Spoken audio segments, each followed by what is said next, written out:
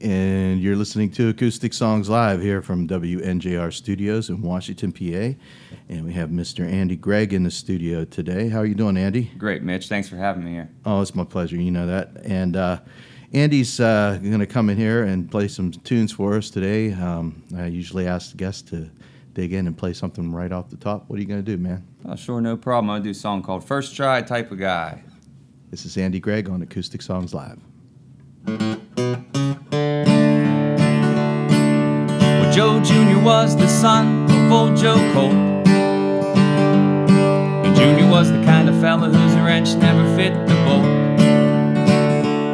But instead of walking over to the shed and finding the tool that fit, he just put it on the worst he could and pull it till it's stripped.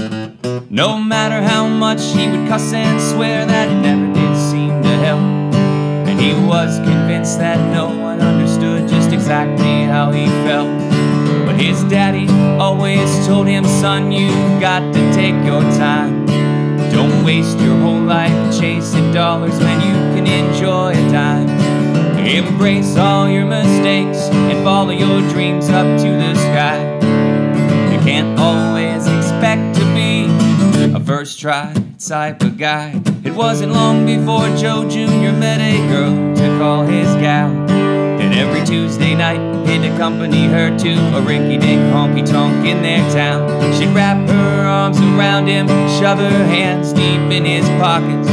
She'd empty them out before he knew. He couldn't find the nerve to tell her to stop it. But late at night when his money was gone, she would leave him there all alone. And he'd think back to the time his old man told him everything that he had to know. And his daddy always told him, son, you've got to take your time. But don't waste your whole life chasing dollars when you can enjoy a dime.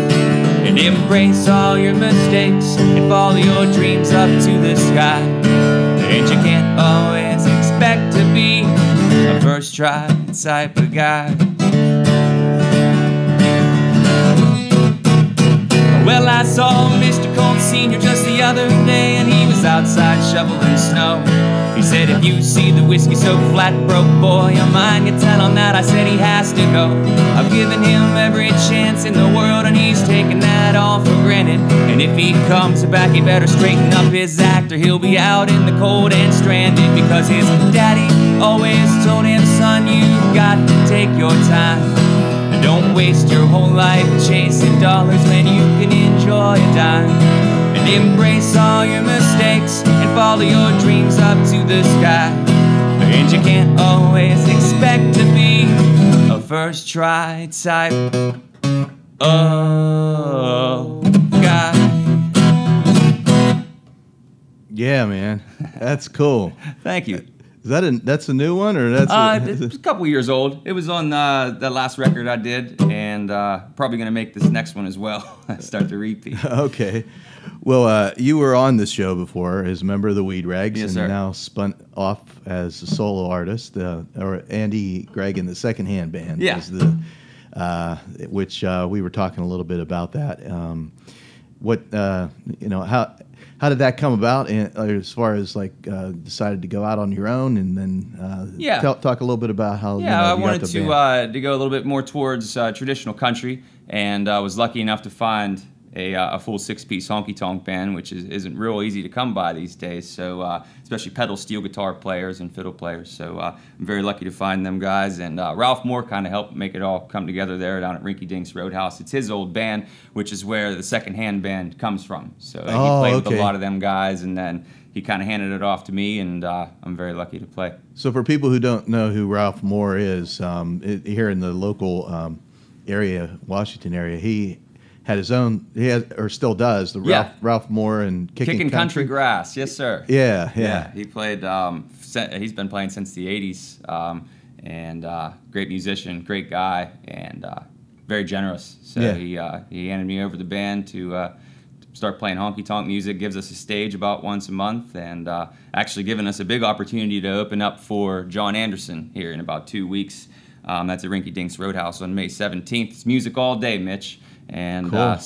Doors open at 3 o'clock. John Anderson goes on at 8:30, and there's we're playing Abby Abendanza, Rough Creek, and Craig Curtis. So there'll be music all day. Well worth the $40 ticket price. That's cool, man. And I was, I know that a little bit about the history of Old Trails, Rinky Dinks, and Ralph is the owner, and also John Anderson though has been coming through and playing there for every once. Yes, sir. Yes, sir. It's been quite a while, and something we've been waiting a long time for. So, especially as somebody who's never really got to see him. I've heard a lot of the stories of the shows that he's done there, and so I'm happy to be a part of the next one. Yeah, and a lot of people don't realize that Rinky Dinks has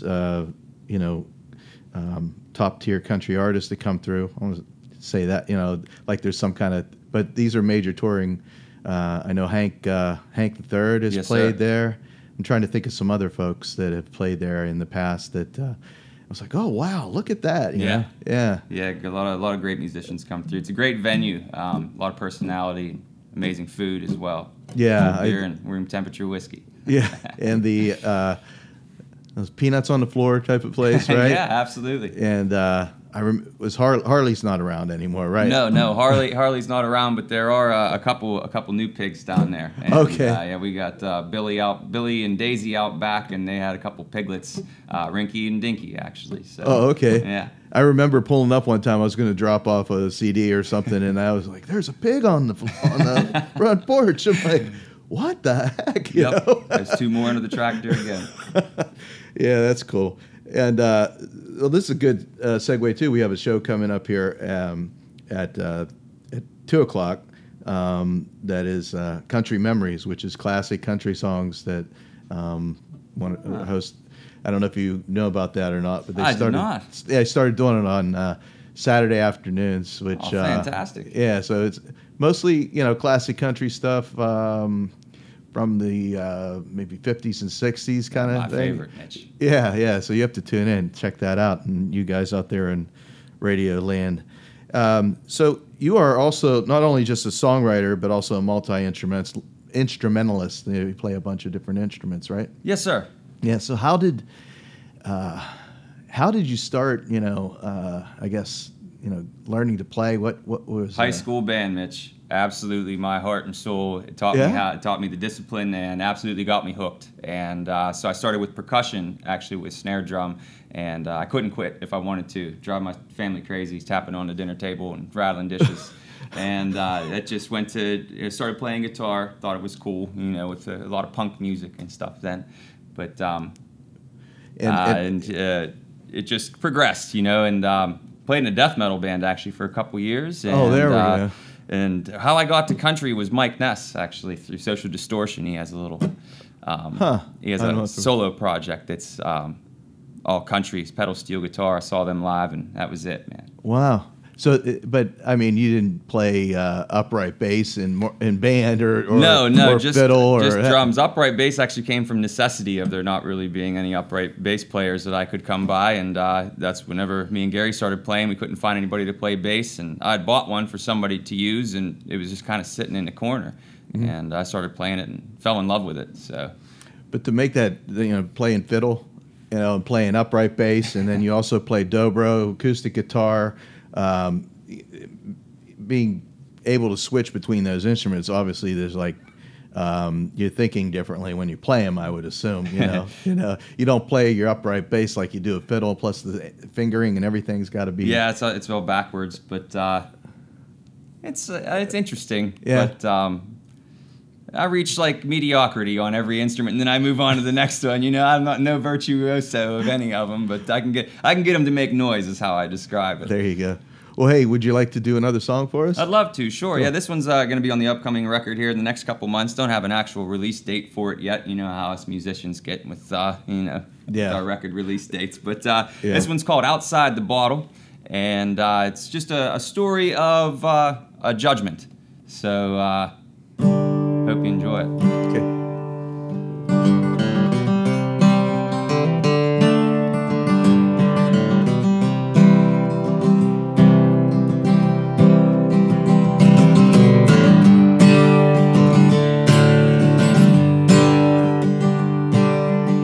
Well, I rest my bottle on the bar. You keep keep yours tucked in your dresser drawer. Your eyes, they fill with shame when you learn of my ways. But are my nights much different than your days? Well, I've left my sorrows far behind. You keep all your loneliness confined. Your excuses only suffocate any happiness you'll find. But it's okay as long as you remain outside the bottle looking in. Diversion clears our mind of all your sins, and from your straight and narrow righteous path where you claim your life has been. Outside the bottle looking in.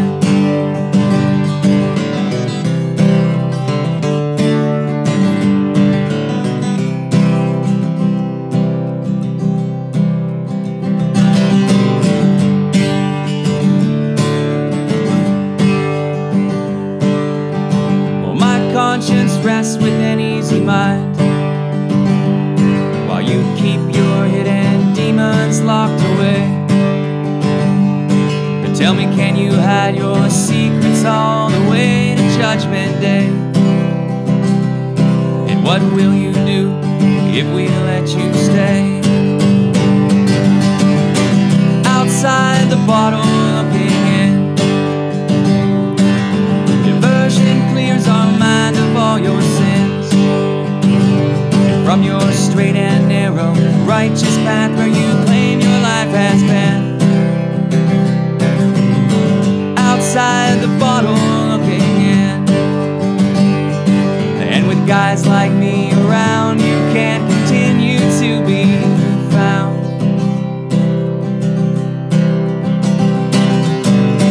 Outside the bottle looking in. Outside the bottle looking in. Great song. Great song. Thanks, Mitch. Wow, I really like that. The lyrics. Thank you. I find it's writing a country song, and having really good lyrics in it. That's an art, because it's some of the country, like the newer country that's out there, can be really trite. Yes, sir. And it's definitely it's like baking a cake. It's like definitely a recipe. Recipe in it, and they don't tend to stray too far from it. Trucks. Yeah. There's certain things that have to be in there. I feel that it's a commercial in between the commercials anymore. They mention a brand of beer, a type of truck, and they tell you, it's subliminal way of selling things. But yeah. And then maybe they're writing it so they can be in a commercial. Yeah. Yeah. That's a good point. And most of it is like really rock music that just has some traditional country instruments like a fiddle and banjo and yes, sir. pedal steel or something in it. But and they're way down in the mix these days. They're way down in the mix most of the time. It's just the rock guitars and everything, and every once in a while you'll hear a plunkety-plunk of a banjo, but it's mostly just like, how do I say it? Sounds like it's almost like a joke. They put it in there, to make it, I guess, so they can keep it on country radio. But it's not really a focus where you had guys where they would back in, even in the early '90s, they would still bring in top-notch banjo pickers and put them on the record to feature the banjo, not just as like a sound effect almost, but to have featured players. Yeah, and in a switch, it seemed like with the success that Garth Brooks had, it really was like that seemed to be the big transition, Yes, and he wrote great songs, mm-hmm. but they also appealed to a wider audience. There was a crossover there, and he sells out shows like it's unbelievable. Yeah. I mean, like three nights. Yeah, he had to call the owner of Consol and ask if it was okay if he had 2 more nights to sell every seat in the place. So that was wow. and I think we were in Kansas City when he did his last round. It was around 2007, 2008, and he had like three nights there. 4. It was something crazy that I was like, wow, that's. it's just crazy. But yeah, the whole a lot of the show, like the Kenny Chesney shows, they're always selling out, and and everybody just, it's not so much. It's almost like everybody has an excuse to dress up, put on their hats, and get it's not drunk the music anymore, Mitch. They're not going for the show, really. I think they've become the show almost. The crowd itself has become the show, and you see the devastation on the news after the crowd leaves. They don't pick up after themselves. And country music is something that stems itself in morality, even with the sour subjects. Even it's good home living. At least pick up after yourself. Geez, that's a that's a simple thing. Yeah, that Sunday morning coming down. I think of that in a way. Maybe you need to wake up on Sunday and go back to this. Yeah, right. Sorry, I'll pick this stuff up. Really sorry about that. It really is tied into gospel music, the country music, and a lot of the, Johnny Cash and some of the artists that really I respect came from that background, and there was that.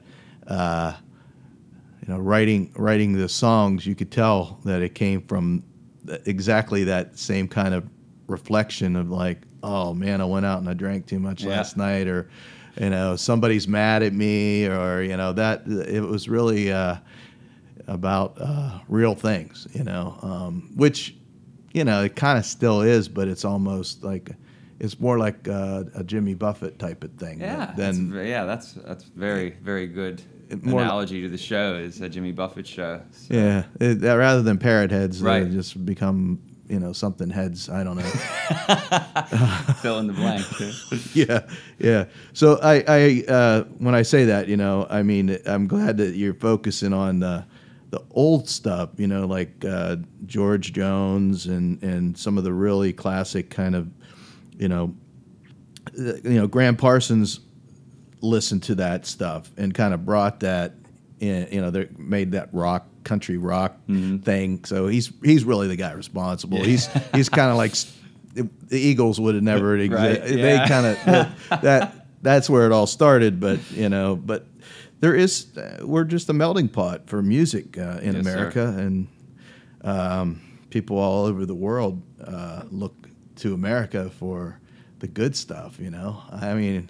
That's just the way it is, Up until recently, I feel like we've been giving them the good stuff, but I'm not too sure anymore. It's all.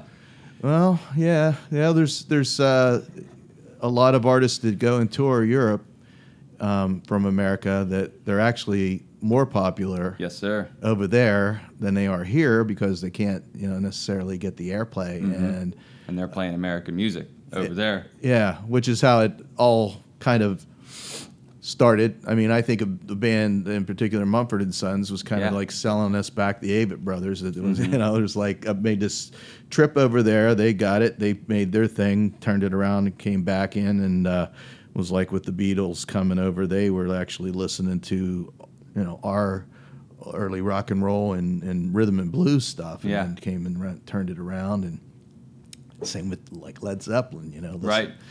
So it's just this.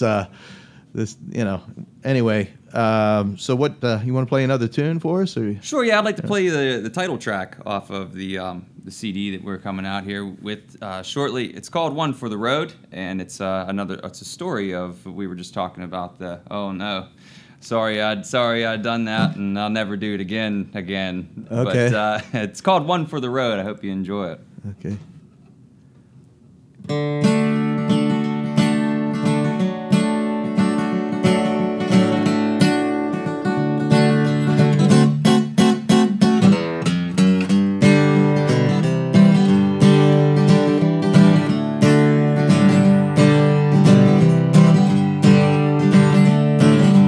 We spent 5 long days working for our pay, and it's finally Friday night. A good time is impossible, cause it's inevitable. My old lady's gonna start a fight.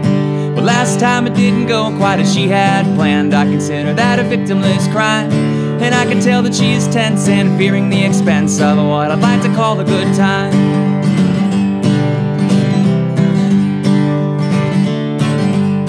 Well, I I talk to everybody, take whiskey rounds with anybody, and her patience starts to wear thin. But I don't pay her no mind, I don't see it unkind, and that's probably where my troubles begin.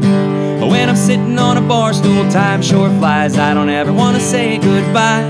And it was definitely critical to catching my peripheral, her giving me the evil eye when she said, "Get my coat, we're going home. I've had enough of your sin. You said one for the road 5 rounds ago, and now you're drunk again."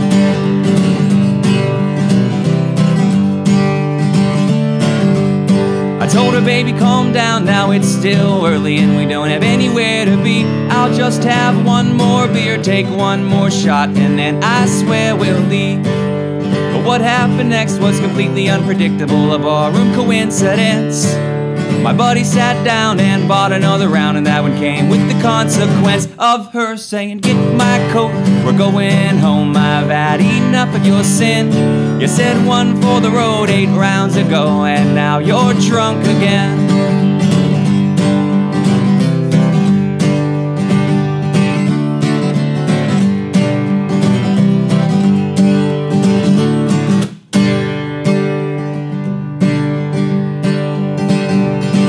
I awoke the next morning, one eye at a time, to see her staring at my face.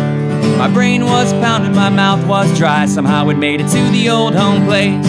"You were the life of the party in front of your friends," she yelled right into my head. "And you didn't want to listen to me last night when I grabbed you by the nose and said, 'Get my coat, we're going home. I've had enough of your sin. You spent all our money on booze and beer, and now we're broke again. And you really messed up again. And I had to drive home again. And we're never going back again.'"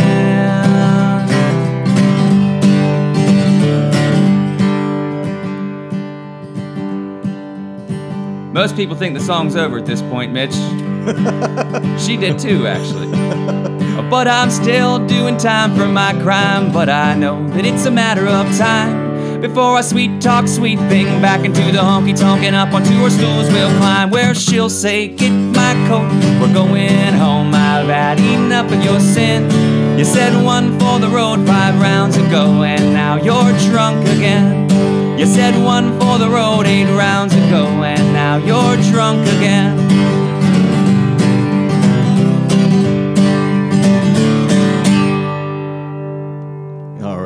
I like that. I like that. Thank you. Yeah, I mean, I love hearing songs that make you laugh, like in a, the country stuff that reminds me of riding in the car with my grandfather when I was young, and a song would come on the radio, and he always had country on, and when you're growing up and you're like, I don't know if that's cool, Right. I mean, I was listening to rock music Sure. and everything, and we'd go out fishing, and he'd have the AM radio on, and I'm like, oh man, I gotta listen to this all the way to the Laurel Mountains. Yeah.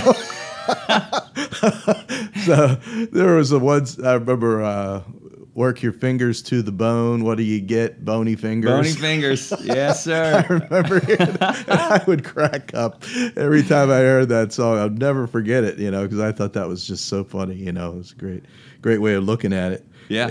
So I was going over looking over your bio and reading. There's stuff that I do know that you grew up down around Amity, that area, Marietta. Bellsville, around there. It's Oh, a okay. little town called Daisy Town, right between Bentleyville and Bellsville. Okay, so I guess it's not so much the Mon Valley. You're pretty close to Mon River down. Yeah, I'd say. Yeah. Not too far, about 7 miles. So you actually, as far as working, you refer to as being work boot.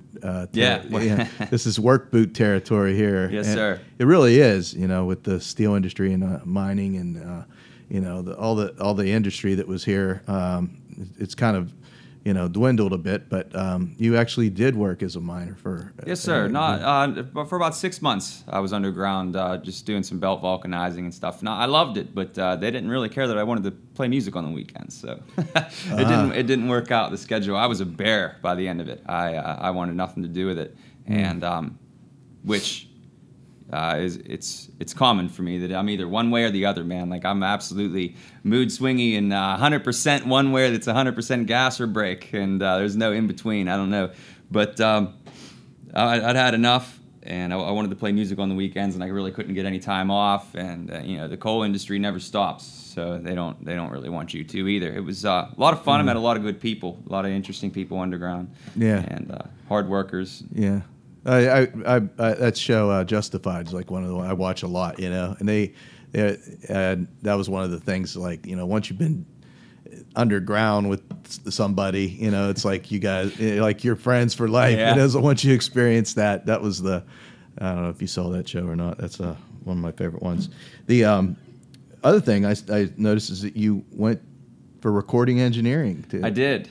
Yeah. Down to Full Sail University in Orlando, Florida. Wow. Was that like right out of high school? Or? No, it's a couple years after high school when I was ready. I tried college right after high school. It didn't work out so well for me. So ended up getting a job and some responsibility. And the second time I went, I did much better. But came back home and tried to do a little. I still do some recording here and there, a lot of on-set live recordings, stuff like that, or on-location recordings. I had a studio for a little while and did some records, but just not a real big industry. And I really like being on the other side of the glass. I like performing more than making records. So it still comes in handy with, we're actually doing our own record with the second-hand band and everything. So I still like to do that, but to book sessions and be in the studio for 12, 14 hours, that's, you start to feel like a mole. Actually, like you're underground again. There's no, no windows. Well, I mean, after doing that, knowing, you know, all about the engineering side of everything, you would that would definitely help you. And I'm sure that when you were there, you probably had a lot of other musicians that were there. They were not only just, you know, engineers, they're also... Actually, Mitch, sadly, there was not. No? Out of 126 people whenever on our first day, there was 126 people in our class. They started the class every month, and it's like a 12-month program. So I think there was 3 or 4 of us that had played an instrument. So wow, it was very limited. Wow, because I may be thinking of something else, but there was a program I checked into when I was down in Florida. It was either Full Sail or it may have been the Art Institute. I thought they had like other programs other than just, you know, recording engineering. They had like, you know, other things you could go there for. Music business, did. You know. Yeah, now they have a music business masters, I think now. But they had like video game design and they had a lot of stuff. But if I'd have known then what I know now, I probably would have leaned towards show pro and touring. You know, since I set up a PA system a couple times a week, I probably would have went more towards that than actual studio based. But hindsight's always 20/20. Yeah, well, everybody has it seems like everybody gets some type of home studio now. Right, and that industry kind of spiraled down. Right, like right whenever we were graduating is whenever the big boom was, the big Pro Tools boom, where you could have a 2-channel recorder on your desk and it was very easy to get a hold of software and microphones, which is good. I like that. You know, I think that's a good thing for all the musicians out there to have an option where they don't have to save up $10,000 to go somewhere to make a record. They can dabble around themselves and have a way to distribute their music. But not so good for the actual industry of being a yeah. I think there will always be a need for that because the just the cost of getting into a high-end studio. Yeah. I was looking at that yesterday. I was a post somewhere, you know, that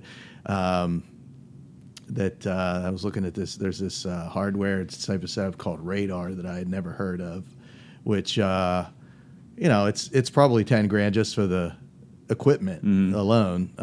Hardware kind of based type of thing where a lot of the stuff, the learning curve, you have to learn the software and all of that, and you almost have to be a computer geek to understand all of the... And that I am not. Drivers, this and that. Now everything's moving. And then, the analog world, there's also something to be like, for instance, Sound City, the studio. There's a movie that came out about Sound City Studios. I don't know if you saw that or not. With the guy from the Foo Fighters. Yeah. Bought... Dave Grohl. Dave Grohl bought the old board. It was a, I don't know how many tracks, but an old Neve console, Yeah. and tape, you know, where they Yeah. recorded. There were so many records that were recorded there, like Fleetwood Mac, Nirvana recorded there. I mean, there were all these different bands that came through there, and he made a. I was watching it again. I got the soundtrack the other day, and there was a lot of cool songs on there, and but that sound, you know, that analog, big kind of sound, by the time you put that out there and then take it down to an MP3, Yeah. I mean, what? That's a good point. You know, you've taken this really big thing and compressed it down to something that somebody listens to with earbuds, and I don't know. There's something missing, something organic. Absolutely. You know, missing from that. It's hard to replicate that at home, on a home studio. Yeah. A lot of the home studios are also based for, like, you know, more kind of, I want to say, like drum loop kind of Sure, yeah. that type of stuff, you know, the MIDI based and all that, you know. But yeah, Pro Tools, that's kind of changed the whole landscape. Still expensive to get Pro Tools. It's Yeah, and then you got to use all their stuff too. Oh, yeah. Yeah. Yeah. Logic I use with my Mac, and you can use whatever interface you want, and so it's open. But DigiDesign and Pro Tools, they really locked it down. So Yeah, yeah.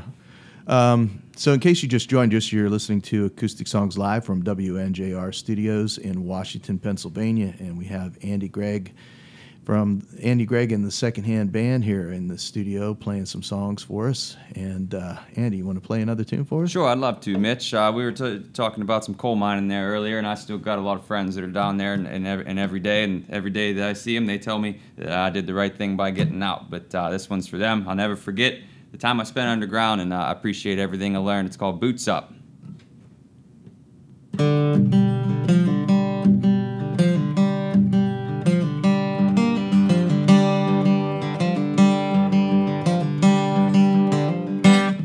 Now tell me, at what point can I have a smile that I can't keep? Because it always seems to be there when these birds sing me to sleep. I'm always under rested when it's time for me to rise, and I can't ever seem to hide it from these dark circles that surround my eyes. And I'll sing harmony on the tones of the Beltline drone. I'm an Appalachian bag of bones, born with a blue collar and steel toes. Lord, let me walk out of this coal mine and make my way back home.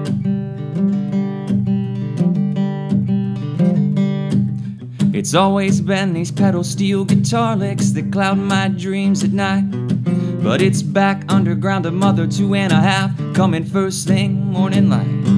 Now pick up that wrench and put down your pipe dream and just move on with your life.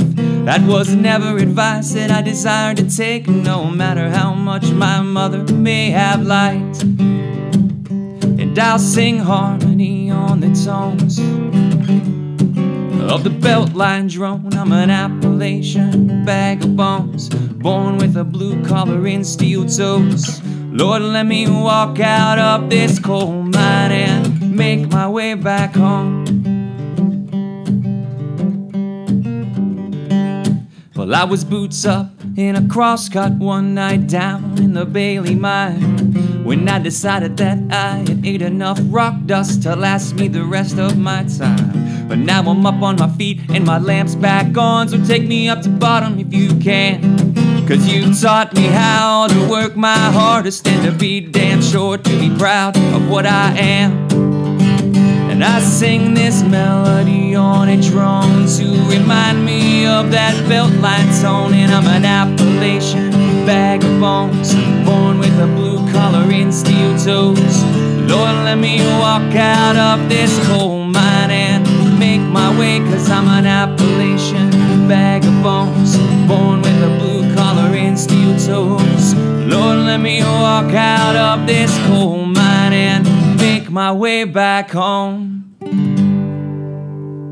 Yeah, I recognize that one. I was wanted to jump in and do the harmony part. I wouldn't have minded that at all, Mitch. That's a great song. I really like it. It's very catchy too. And thank you. I guess "boots up" might be, it's an expression, right? Yes, sir. Yeah, I mean, that's they say whenever we'd go underground and we'd be waiting for them to shut the belt line down, and they don't really want to do that because the belt stops, the coal stops. So we'd wait 3 hours sometimes. In one instance where I'd heard the expression, "I'll be boots up" in the crosscut. And that means what? You're sleeping. Oh, okay. I thought I maybe hope there's no MSHA guys out there listening to me, but sleeping, or I thought it meant like maybe you got knocked down or oh, something. no, you know? nope, Like, sleeping. You know, I was thinking like cave in or something. No, Nope. he's boots up. Nope, You know? I was some of the best sleep I ever got was underground. Actually, Oh, yeah? It's, very dark, and the tone from the belt line is a steady drone. I mean, I don't know, I'm not perfect pitch or anything, so I don't know what key it's in, but that's kind of where I thought maybe I'd be able to sing, because I heard that tone and I could, now I know that it was the third and the fifth that I was changing while I was singing to the, kind of humming to the belt line, and the motor makes the tone. So That's what. Okay, and I'll sing a harmony on tones of the belt drone. Now Yeah. I get it. Now I'm looking at the lyrics. Yeah. It's nice I can look at your lyrics while you're actually I have singing. to thank it. my wife for that. She was a big help putting that website together, which is www.andygreggmusic.com. And all the shows coming up are on there, and the lyrics of the songs. And also, once the record's done, we're going to put it on there as well. A couple of the songs for free, and then you'll also be able to buy the album on the website. So your last record that you did was a solo record? No, that last one was the Deemston Hiccup with the Weed Rags. And Okay. a couple of these songs are on there. Okay. I was just so, and you're currently working on the new Yeah, new yes, one. sir. So- That'd be the first solo release with the second hand band. Okay, cool. You recording that at home? Is that the deal? Yeah, we're actually we got a real nice spot in Irwin in an old church. There's no longer a congregation, and our guitar player is friends with the lady that owns it, and really high cathedral ceilings, and a lot of very interesting sounding rooms in the church. So Wow. we kind of move around and find a nice spot that we got, and we're very lucky to have a spot is nice. So it's always easy to. I laugh because a lot of we were talking about the digital recording world, and they put you in this soundproof booth, and they have you record these acoustic instruments, and the first thing they do is they put a digital reverb on it after Yeah. after you're done. So where the idea is you have this gorgeous room, and especially a lot of them places have gigantic drum rooms that they use to record drums. Mm-hmm. And, all these acoustic instruments, man, put them in there, because you can always go bow down. With furniture pads is what we use over PVC pipe to control if you have too much.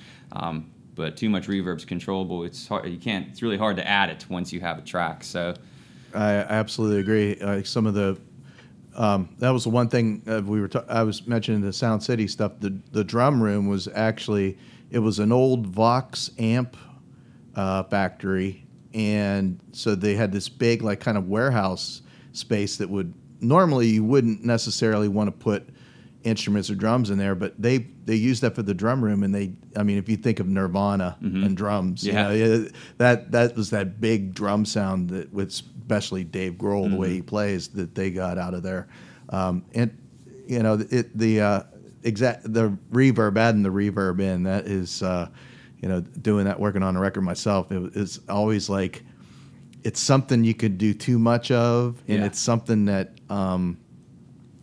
it's really you really have to think about how the space that you want.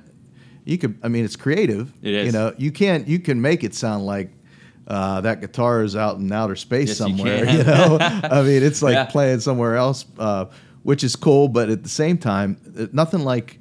Trying to think of the band that did the record, the Trinity Sessions, which was recorded in an old church, and they just recorded the whole thing live in the church. Cowboy Junkies, Trinity Sessions, one of my favorite records. Recording wise, they did that whole thing in a church, and it was live as it happened, and doesn't sound like it. Like sometimes a live recording can sound too much like a live recording. Sure. Yep. But they did a really nice job on that. So.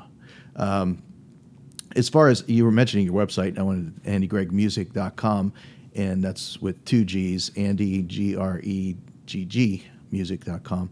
And this next weekend, you're going to be pretty busy coming up, was it? Or the weekend after? Following that. That's right. Yes, sir. Yeah. May 16th and 17th. The 16th will be at Old Trails Saloon on historic Route 40.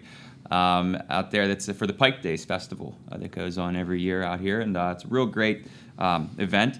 And we'll be playing with Rough Creek. We play the opening slot. I believe it's at 4:30, and Rough Creek goes on right after us. So there'll be a whole evening of music for that. I know Ralph does a lot of barbecue chicken and ribs that day. Oh yeah. So it's a great event, and along with the wagon train will come through, and that's always a good time.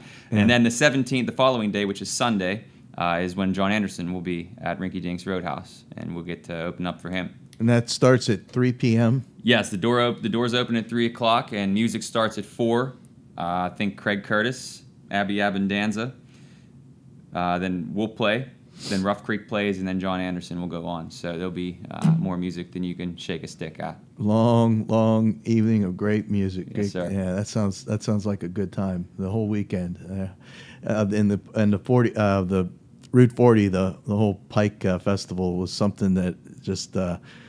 If you don't know what that is, if you're not from this area, that you have to go. Yes, it's sir. like it's like they say you don't die happy till you've been to the Jacktown Fair. You ever heard that expression? I have. Yeah.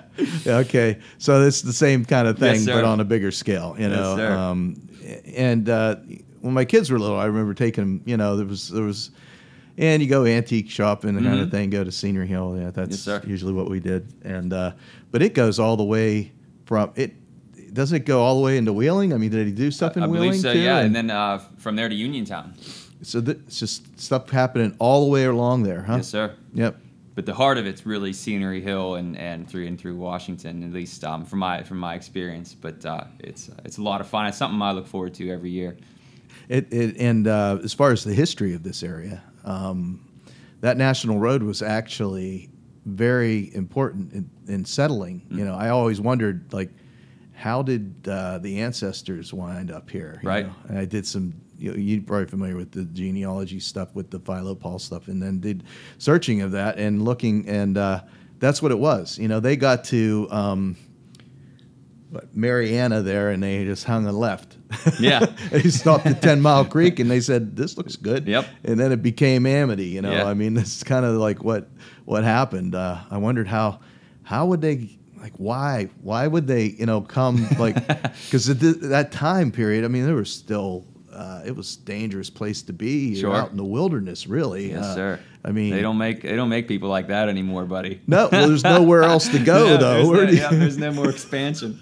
Go to Antarctica or maybe Alaska as the last kind of frontier or something. But there's really, that was a wild period. It really was still the Wild West back, over across the Appalachians.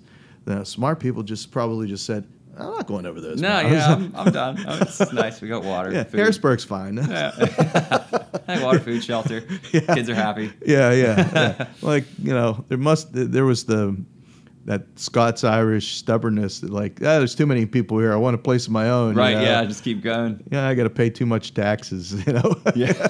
That's probably what it came down to. Yeah. I got to pay taxes? Now I'm going to keep going until I good. don't have to pay anybody Yeah. anything. That and all the first road musicians. Just keep going. Yeah. Keep going. This road goes somewhere. Yeah, I think they just wanted to make moonshine. That's all it was. I'd try to get around the corner. Yeah. Oh, so, hey, you want to dig in and play another tune? Sure, I'd love something? to. Like I said, the record's coming out here in the next couple months, and what would a first solo country record be without an absolutely depressing, sad song in 6/8 time, Mitch? Key D, songs about working really hard, and a lot of the guys that I work with, they work really hard, and they're promised things through either the company or through unions, and when they get to the end of the line and they're ready to collect with all the things that they want, all of a sudden it's not there anymore, and I don't think that's very fair. So the song's called Big Dreams.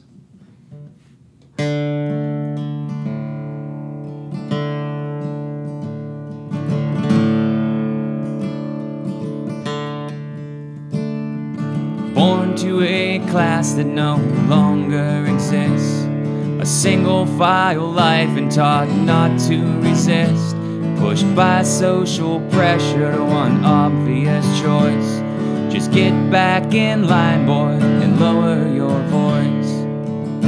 Well, he learns to lace up a pair of second-hand boots, broken by his dad, and he's proud of his roots, but always a dreamer and not sure if he should follow them through, and if you'd sell them he could. And the work's tough on his back and worse for his mind. They tell him it's a privilege to give up his time. They'll work him to death from the day of his birth, and it's too much to ask to be paid what he is worth. His body will break before their list is through, and are the dreams of this small-timing man too big to come true? Backed into a corner with his heart on his sleeve, he stays with a woman who tells him not to leave. But it's not what he wants, but he loves her smile, and things will get better at least for a while.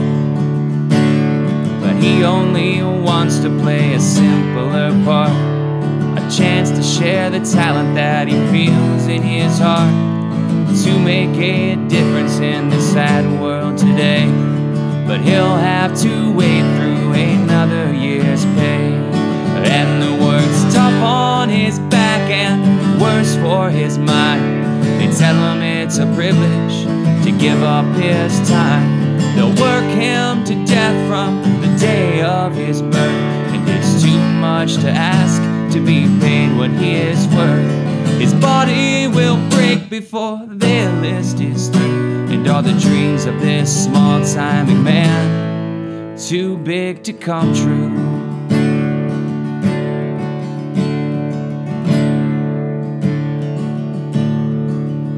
Well, he'll retire right at 60 and done everything right. Kept nothing for himself with his cards in plain sight. He's got nothing to show for a life listed as done, and when he wanted what was owed, they all turned their back and run. But they'll let him keep the black mold in his chest. The company spent his pension, his wife left with the rest, and he'll die all alone, a blank stare on his face. And good men finish last when they run in somebody else's race. And they ruined his back and weakened his mind with the lie of a promise. He gave up his time. They'll work him to death from the day of his birth, and it was too much to ask to be paid what he is worth. And his body breaks before their list is through, and his life didn't match his plans. And it's a shame the simple dreams of this man were too big to come true. Very nice song, man. Thank you. It makes me think of the we were talking earlier about the coal mining, and a lot of the guys that had pensions. I'm trying to think of the companies that are out there that are trying to get out of paying those. Yes, sir. And then it falls to the government to bail them out, which is basically falls to the, people paying taxes to Yes, bail out these mining companies that. These guys work their whole life and they have these retirement benefits that it's like they broke the contract, and the way they get around it is they end up selling it to another company that decides like, okay, we'll just put them into bankruptcy and we'll spin this off. And then the guys, when they go into bankruptcy, then they lose their pensions. And it's just a legal maneuvering, Yeah, it's like they knew all along, to be honest. That's how it feels like. It was the plan all along. Yeah. Just convince you to work 30 years doing something that you believe in, and then whenever it's their turn to give you what they promised you, all you see is their shirt tails. Yeah. Well, there, the steel industry here in locally, there are people that had worked for 30 years in the steel industry. My grandmother being one of them, she had a retirement from Washington Steel, and I mean, she lived to be 97, so she retired at 65, and she had a pension. She had, still had all that stuff. Even after the company spun off, I think, and somebody bought them, they still managed to, pay. I think it's maybe just certain companies have figured out this little it's not everybody, but loophole, that they don't all do it, which some of them have a conscience, maybe. I'm thinking. Hopefully somebody still does. But yeah, it's just a really despicable way of just in general. They say that, you can't get out of a contract. It's like with the Occupy Wall Street stuff. That was when they were saying that they had to honor these contracts and they couldn't sue this person because they have these contracts, blah, blah, blah, blah, blah. It's like, well, it seems like it only goes one way. Yes, sir. So yeah, that's cool. That's a good song. Good, thank you. Really, writing about social topics, especially if you're in the country music scene, is almost like it's an interesting way to bring it out, because I've been in that position where I've been like, I don't know if I want to play this song. Yeah. But really, depending on your political leanings, the working class people, a lot of them tend to vote against their own interest, and then they wonder why they were getting screwed over. Yeah. Like, what the heck? And I think that's probably where a lot of the anger comes from, is somebody lied to them and they're trying to figure out what, it has to be somebody. Right, sure. Somebody's got to be. Can't ever find them, though. behind all this, and naturally it's just going to be pointed in whichever direction it happens to be, whoever happens to be there to point the finger at, Yes, sir. So, again, go to AndyGreggMusic.com. Check out Andy's site. And you say a couple months? Do you think the release is going to be this summer? Yeah, absolutely this summer. Okay. And you have to let us know and get us the music so we can get it sure. and put it in the rotation so people Thank can. You. I appreciate that. Oh, no problem. It would be perfect for especially the, coming up after this, we have the classic country music. So. I will be tuning into that. Okay. I'm glad you told me about that. I'm pretty excited. Yeah, it comes on at 2. There's a time we have. I'll have to check on that, but I think it's 1 or 2 o'clock. It's been awesome having you here. If you have one more song, I'd love it if you would play something on the way out. Sure, yeah, I'd love to. Thanks for having me, Mitch. I really appreciate it. It helps me out a lot, and it's a pleasure to be on the show again. I'd like to, after singing all them sad songs and bad songs with sometimes my wife involved there, like that one For the Road, I'd like to play a song that's she sure is a sport, Mitch, and she's a great person, and she helps me out a lot. So I wrote this song. We're coming up on our 1-year wedding anniversary here next week, and I wrote a song right before I proposed to her, and I'd like to play that song on the way out here. Okay, sounds cool. The song's called Here We Go Again.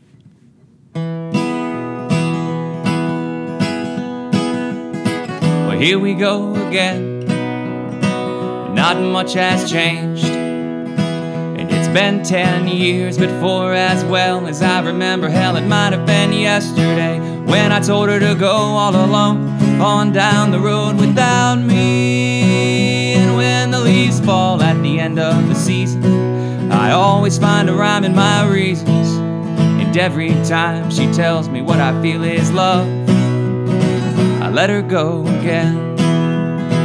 For 3 years in a row, I'd rather be all alone waiting out on the snow, 'cause it's the same old same situation, adds to my aggravation, puts me back out on my own. And how I wish I could explain just how I feel. And when the leaves fall at the end of the season, I always find a rhyme in my reasons.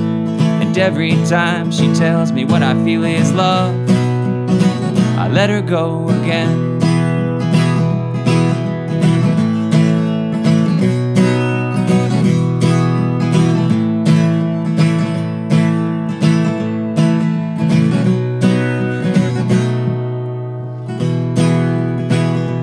thought I would see the day that I would offer up my heart to her from down on my knee. But it's time to tie the knot, let her know it wasn't all for naught, and that I am the man she always thought I would be. And I hope she still has one more chance to offer me. And when the leaves fall at the end of the season, I'm finally gonna give her a reason and tell her that I know that she was right. She likes that bitch, and I'll never let her go.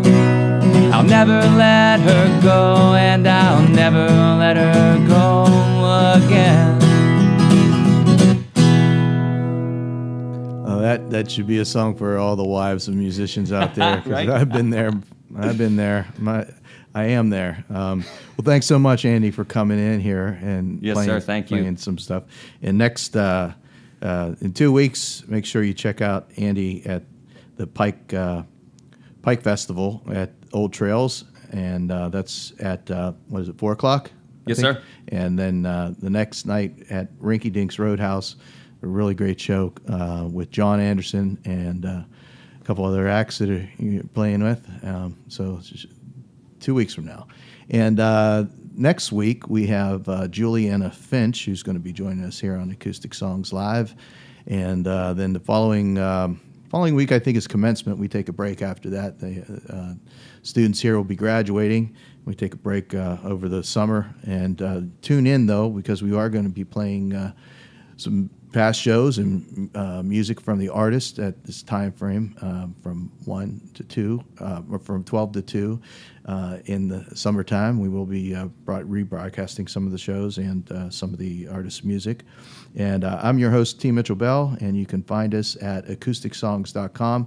We'll have a video of the performance and also a podcast of the performance. You can go to iTunes and subscribe to the podcast, and you can actually go and download the podcast and listen to it, watch the show. Again, we'll see you. We'll be back here after the break for the summer break and back in the fall. And once again, it's Acoustic Songs Live, and you're listening to WNJR in Washington, Pennsylvania.